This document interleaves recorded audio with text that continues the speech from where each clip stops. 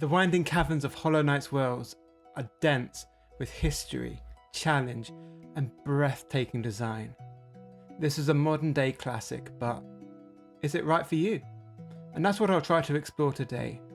This is not a review, this is not my personal thoughts on my experience. This is an attempt to look at the factors that might inform your decision as to whether you want to spend your time and money in this experience. And of course, this is all going to be spoiler free. All of the footage that you'll see today will be from early game unless it's particularly relevant and isn't going to ruin the experience for you. So, let's do this. Gameplay wise, we are dealing with a 2D platformer with hack and slash combat in a sprawling world. This is what we like to class as a Metroidvania. If you're unfamiliar with that term, it's named after two games, Super Metroid and Castlevania, that started this idea, this structure. What these games do is they ask you to have some self-driven exploration, that you'll want to explore different nooks and crannies and branching paths. Eventually, you'll reach a limit as to how far you can go, and you'll need to take a mental note to come back later when you have a new item or power-up to lead the way. Thematically, we are in a hand-drawn world full of sentient insects spelunking through a vast, ruined kingdom.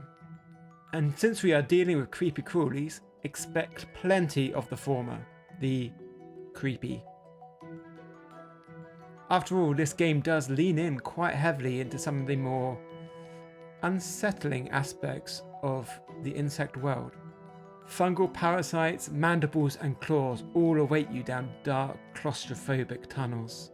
Overall, this game has usually a pretty gloomy and bleak mood, but it's not all that way. Amidst all the biting and the scratching is a cast of wonderful NPCs, stunning vistas, and delicately orchestrated production. Right, so this game is not what I would call a horror game. There are no jump scares, but it can be a little unsettling at times. Your mileage may vary on this, and that might not matter to you at all. But if you want to stick around to the end of the video, I'll outline a couple of these areas that stuck out to me. Then you can make an informed decision. Okay, let's talk about time commitment. That's a really important factor, as not everybody has loads of hours each day to invest in the game. This game took me about 40 hours to finish.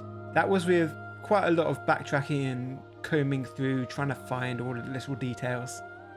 So again, it might be less for you, it might be more though. It depends on how well you intuit these kind of environments. I will say, if you're the sort of person who has quite long gaps between play sessions, you might find it quite easy to get lost when you come back and have lost your sense of where you were going and what you were doing. In terms of gameplay, this is quite intuitive to control and pick up, but it is very challenging.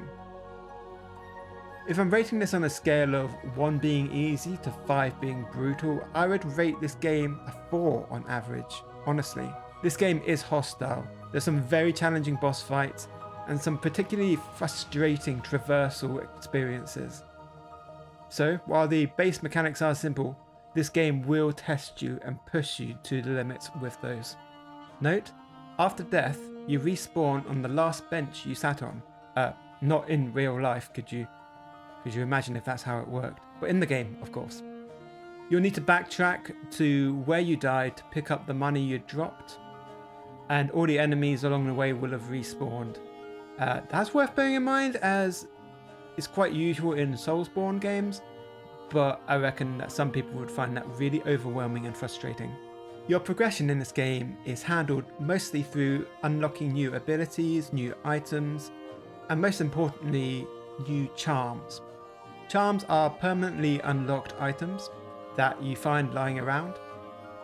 Charms augment your abilities and your gameplay in some respects, but you are restricted to how many you can hold at one stage. So, this gives some customization and some expression to your game. Also, just want to point out there's no leveling or level grinding involved here. So who would this appeal to? Well, This game would work well for those who want to explore and don't mind it being quite a hostile world, who want to be able to work out for themselves what the overarching story and narrative is, because this does not get handed to you on the plate. You have to work it out for yourself, and you're not really properly going to know what's going on even until past the ending credits. It also really helps if you don't mind bugs. So I really hope that helps you figure out a bit of whether this game might be right for you. But was this game right for me? That's the subject matter of part B, so hit subscribe and be ready for when that comes along. That's going to be one for the fans or those who have finished the game and want to hear somebody else's honest reflections on it. That's where I will give my score and just a few things about how I felt about it. We'd love to see you there. Right, I said at the end of the video I'd share some of the more darker themes explored within it. So if you don't care about that, this is your time to just jump off and see you around. Hopefully see you soon. But if you do want to stick around, let's get into that. If you really hate anything that involves spells or shamans, there are some characters in the game where that's their job and that's what they do. You have 3 spells that you get unlocked during the game. One shoots a projection of yourself forward, one slams yourself down to the ground, and one creates an explosion above you.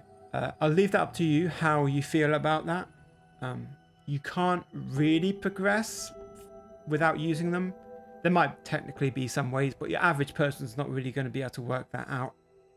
It's worth noting that there are ghosts and spirits and insect gods in this world, but that might make some people quite unsettled. Like I said, not really a horror game, but one thing that stood out to me as a little disturbing was this one sub-boss called No Eyes. I wasn't recording when I was taking him on, but I'll show you a later version of him on the screen.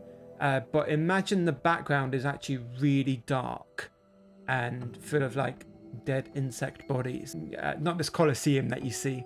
This is an optional boss that you meet in a pitch black cavern. When you engage him for the fight, he shouts something about children and being afraid of the light. And given his name, No Eyes, that's quite a disturbing sort of effect. It doesn't explain exactly who he was and what he did. Then added to that, when the fight starts, there's no orchestrated theme. There's just this one voice that's singing this really creepy and unsettling lullaby. For me, this was a little bit too much. I didn't enjoy that part of the game. Hey, you might be looking at this and thinking, you worse, why are you worried about that? Well, that's up to you. And finally, some people do get quite freaked out in this one section of the game called Deep Nest. This is again really dark area crawling with centipedes and sort of parasitic spiders. Now I personally am actually have a bit of a phobia of centipedes. Fortunately, I live in the UK where it's not too much of an issue. But I gotta admit, I personally wasn't too unsettled by this area, even though it is full of centipedes. I find that they're quite cartoony, and so they didn't really scare me all that much. It was more just a bit of an annoying area to navigate, to be honest. Well, anyway, I hope that's been helpful. This has been Dark Sheep signing off, and I'll see you again real soon.